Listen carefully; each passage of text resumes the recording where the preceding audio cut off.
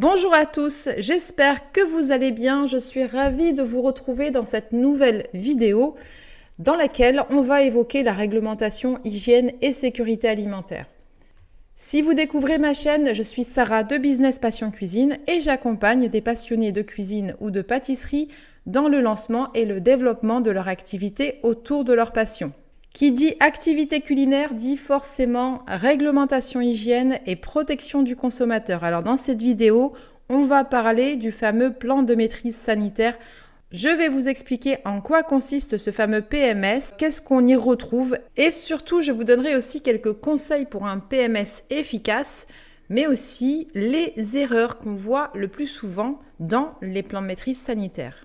Le PMS est un outil crucial pour tout professionnel culinaire qui souhaite commercialiser ses réalisations. Il repose sur 3 piliers fondamentaux.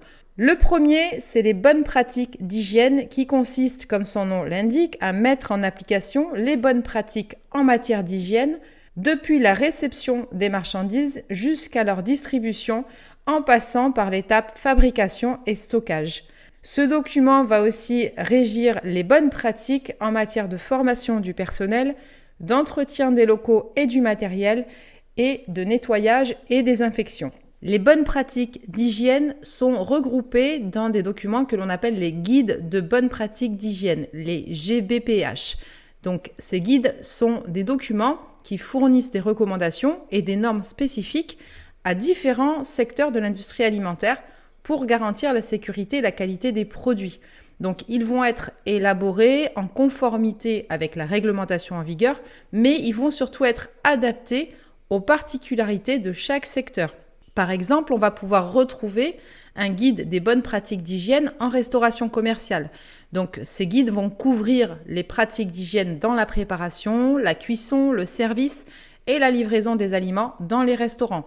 On va pouvoir trouver aussi des guides des bonnes pratiques d'hygiène en boulangerie-pâtisserie. Donc, ils vont comprendre la gestion de la chaîne du froid, le contrôle des nuisibles et la maintenance de l'équipement. Et enfin, on peut prendre l'exemple aussi du secteur laitier. Donc, du producteur au transformateur, les guides vont couvrir les aspects critiques de la production laitière et ça va également comprendre la collecte, le traitement et la distribution des produits laitiers.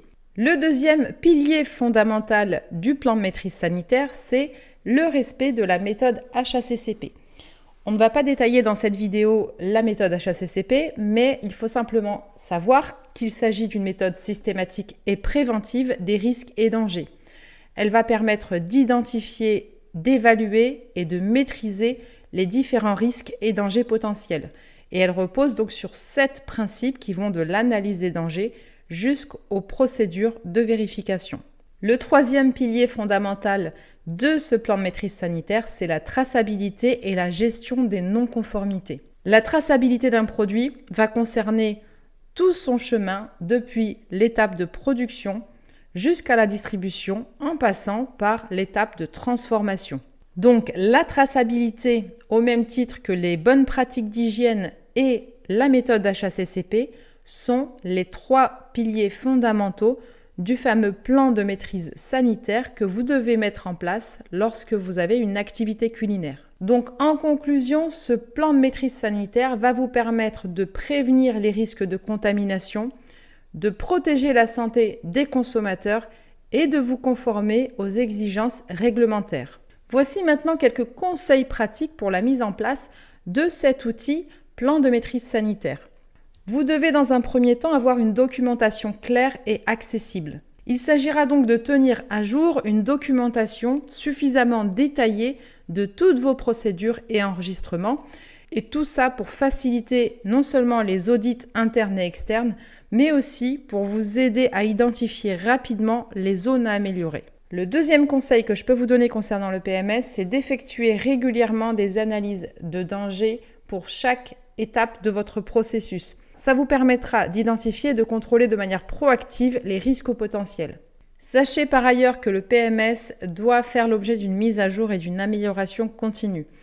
Donc tout ce qui est retour d'informations, audit, analyse des dangers et les actions correctives doivent être autant d'occasions vous permettant d'améliorer votre PMS au fur et à mesure. Pour un plan de maîtrise sanitaire, je vous conseille d'utiliser des visuels ou encore des outils numériques qui vont grandement vous faciliter la tâche. C'est le cas par exemple de l'outil WEC HACCP que je vous ai déjà présenté dans différentes vidéos. Mais il en existe un certain nombre, donc charge à vous aussi de comparer et de voir quel outil vous conviendra le mieux pour la gestion de votre plan de maîtrise sanitaire. Enfin, dernier conseil et pas des moindres, c'est de vous former et de sensibiliser les personnes qui éventuellement pourraient travailler avec vous ou que vous pourriez solliciter de manière ponctuelle. Alors, quelles peuvent être les erreurs à éviter dans la gestion de votre plan de maîtrise sanitaire ? La première erreur que l'on retrouve souvent, c'est la négligence sur la traçabilité des produits. La traçabilité, comme je vous l'expliquais, va partir de la production jusqu'à la distribution en passant par la transformation. Donc, dès lors que vous transformez des produits pour les distribuer, pour les vendre à vos clients, vous devez vous assurer de la bonne traçabilité de ce produit. Vous devez donc savoir précisément d'où viennent ces produits pour vous assurer une chaîne de transformation de vos produits qui sera la plus fiable possible et la plus sécurisée possible pour vos clients. Une autre erreur à éviter consiste à ignorer les retours et les alertes. Qu'il s'agisse d'audit interne ou de contrôle par des agents extérieurs, ou encore des retours clients ou des alertes, toutes ces informations, tous ces retours doivent être considérés pour améliorer votre plan de maîtrise sanitaire.